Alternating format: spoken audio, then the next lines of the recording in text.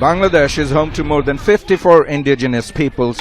They speak more than 35 languages and have distinct cultural identities. Yet they referred to collectively as Adivashis. Chandra Dalbat teaches young people about their cultural heritage to ensure it is passed on to future generations. Of course I consider myself as indigenous. Our ancestors, including my forefathers, have been living here for centuries, and through birthright, I am a native indigenous person. Indigenous groups represent nearly 2% of the population of 168 million. Bangladesh to this day has not adopted the 2007 UN Declaration on the Rights of Indigenous Peoples, and the land rights of the indigenous communities in this country still remain one of the most contentious and unresolved issues.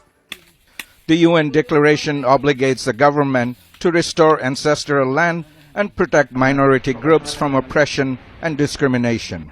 আমাদের রাষ্ট্র দুঃখের বিষয় It is unfortunate that our state still refuses to recognize the identity of our people as indigenous for more than a decade now, which is wrong. If indigenous people are recognized as per the UN mandate, it could also serve the nation's interests by accepting the cultural and ethnic diversity of all concerned. Some school textbooks have been published in indigenous languages, but most are gathering dust. Even though some school books have been published in native languages, so far the government has not given us formal permission to teach those in schools.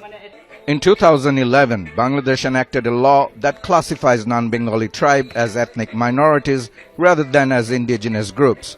Right groups and analysts think that formal recognition of indigenous peoples would mean the return of lands and protection of fundamental rights, which is why the government is reluctant to adopt the UN resolution. Al Jazeera had hoped to get some clarity from the information minister. However, our request for an interview went unanswered. Tanvir Chaudhary, Al Jazeera, Madhupur, Bangladesh.